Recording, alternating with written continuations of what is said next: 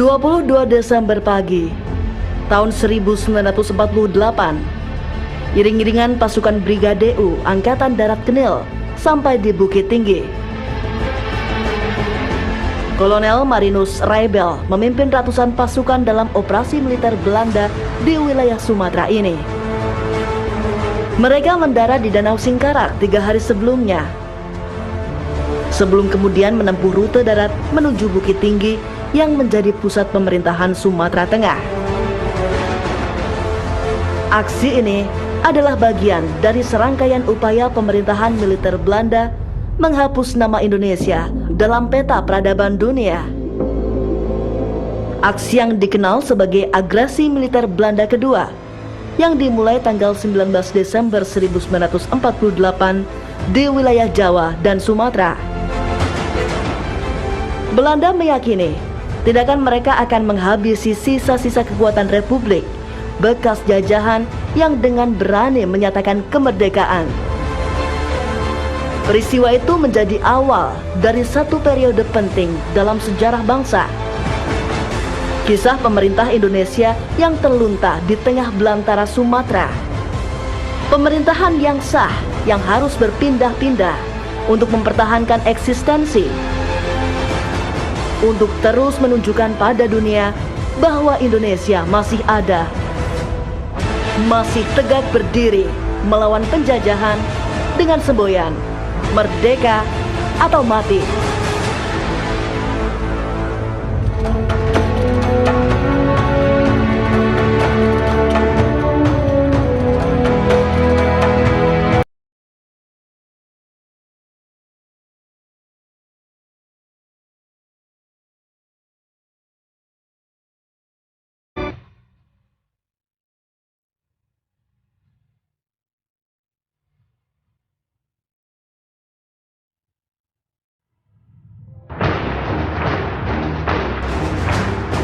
Sehari sebelum kedatangan Belanda, Kolonel Hidayat, Panglima tertinggi teritorium wilayah Sumatera, memerintahkan siasat bumi hangus kota Bukit Tinggi.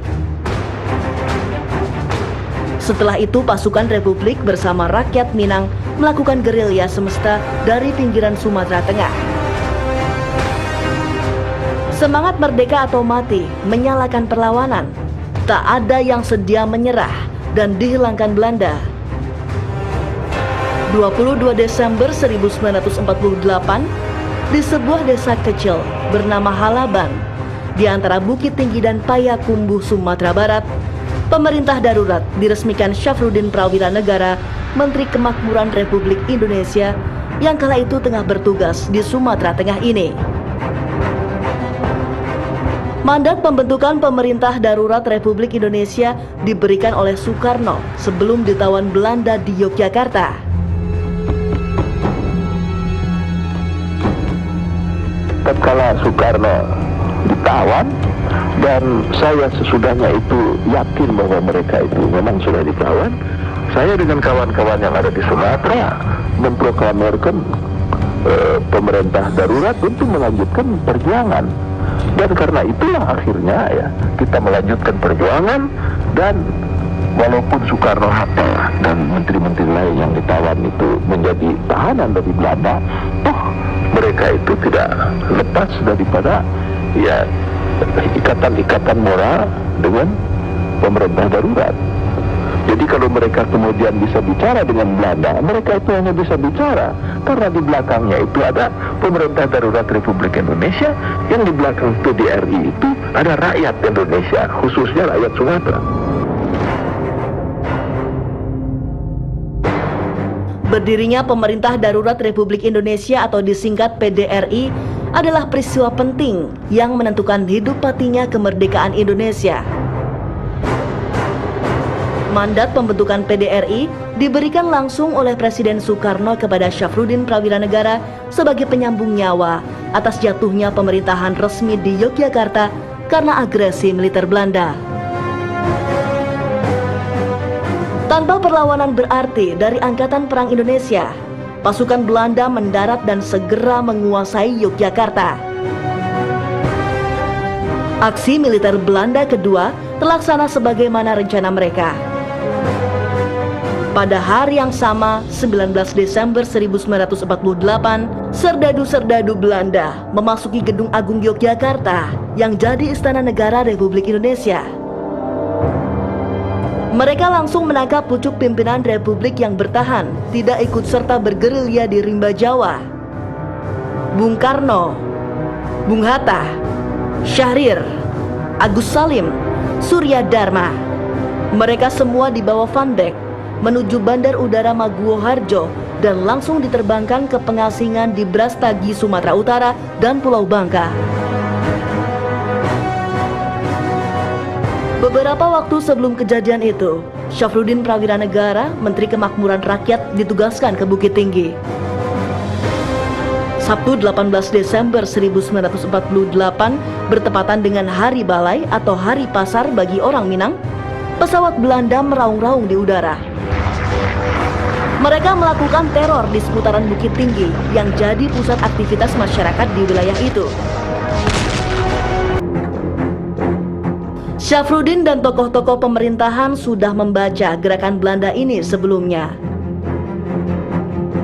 Ketidakpuasan pihak Belanda atas hasil perundingan Renville menjadi indikasi utama akan terjadinya agresi. Belanda menginginkan seluruh bagian Republik ada dalam kuasanya.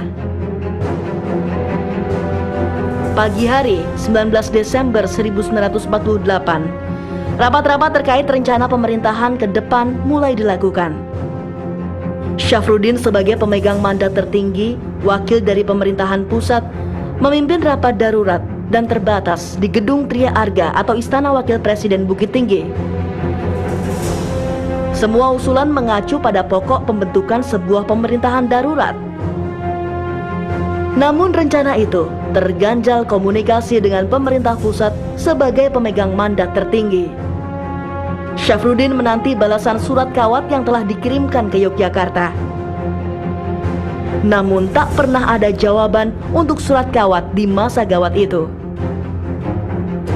Soekarno, Hatta, dan petinggi pemerintah lainnya telah lebih dulu ditawan Belanda. Dukungan dari berbagai pihak atas pembentukan pemerintah darurat kian menguat. Hal ini semakin meyakinkan Syafruddin untuk mengumumkan berdirinya pemerintah darurat Republik Indonesia. Sehari setelahnya, arus migrasi mulai terjadi. Rakyat berbondong-bondong meninggalkan Bukit Tinggi. Mereka mengungsi keluar pusat kota. 21 Desember malam, militer bersama rakyat membumi hanguskan Bukit Tinggi dan Payakumbuh. Selama 2 hari, gedung-gedung dan bangunan utama dibakar dan dihancurkan agar tidak bisa lagi digunakan oleh Belanda. Bersamaan dengan terjadinya bumi hangus kota, tokoh-tokoh Republik meninggalkan Bukit Tinggi. Para pemimpin politik menuju sebuah desa di timur Payakumbuh, Halaban. Petinggi militer sibuk berkoordinasi membentuk pusat pemerintahan militer di Nagari Koto Tinggi. Sedangkan Panglima tertinggi teritorium Sumatera bermarkas di perbatasan Sumatera Utara dan Aceh.